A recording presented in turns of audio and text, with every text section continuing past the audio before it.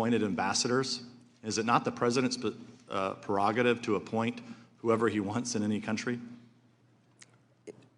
First of all, I am not against political ambassadors, just to be clear. I just wanted to clear that up.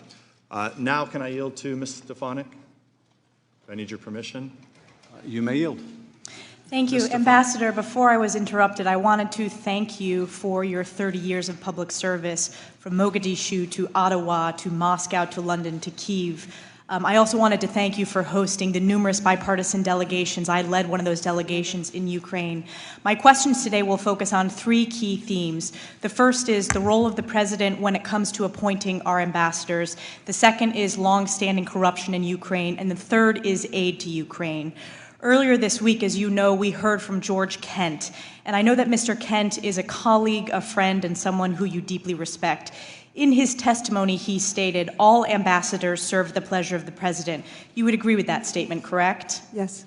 And in fact, he elaborated and went on to emphasize that this is without question. Everybody understands that. You would agree with that? I would agree with that. And in your own deposition under oath, you stated, quote, although I understand, everyone understands that I serve at the pleasure of the president. Is that correct? Yes.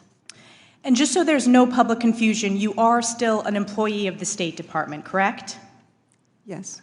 And in the deposition, you say that you personally asked whether it would be possible to be a fellow at Georgetown University, and that was arranged for me, and I'm very grateful. That's where you're posted today, correct? Yes. Georgetown students are lucky to have you. We are lucky to have you in Foreign Service, and I again want to thank you for your tremendous public service.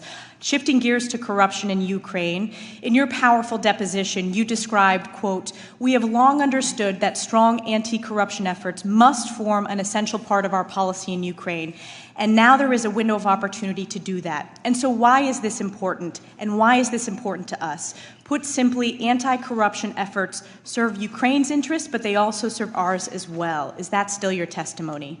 Yes. And particularly at the critical time in 2014, after the Ukrainian elections, you testified that the Ukrainian people had made clear in that very election that they were done with corruption, correct? Yes. And you also testified that the Ukrainians thought it would be a good idea to set up this architecture of a special investigative office that would be all about the crimes of corruption, correct? Yes. And I know this was before you arrived in Ukraine, but you are aware that the first case that the US, UK, and Ukraine investigators worked on was in fact against the owner of Burisma. Yes. And that was during the Obama administration. Yes. And in your testimony, you said today, the investigation was never formally closed because, quote, it's frankly useful to keep that company hanging on a hook, right? That's your quote. Yeah, the Ukrainian investigation was never closed. Partnered with the U.S. and the UK. As I understand it. Yeah, although because we didn't see the Ukrainians moving forward on that, we no longer partner with them on that case or in that way.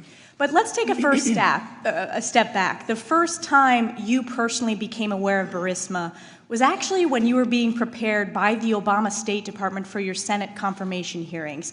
And this was in the form of practice questions and answers. This was your deposition. And you testified that in this particular practice Q&A with the Obama State Department, it wasn't just generally about Burisma and corruption, it was specifically about Hunter Biden and Burisma. Is that correct? Yes, it is. And the exact quote from your testimony, Ambassador, is, quote, the way the question was phrased in this model Q&A was, what can you tell us about Hunter Biden's, being named to the board of Burisma? So for the millions of Americans watching, President Obama's own State Department was so concerned about potential conflicts of interest from Hunter Biden's role at Burisma that they raised it themselves while prepping this wonderful ambassador nominee before her confirmation. And yet our Democratic colleagues and the chairman of this committee cry foul when we dare ask that same question that the Obama State Department was so concerned about. But we will continue asking it. And lastly, in my 20 seconds left, I just want to get it on record. In terms of defensive lethal aid, which you were an advocate for, that was not provided by President Obama. It was provided by President Trump. That's correct. I yield back 5 seconds.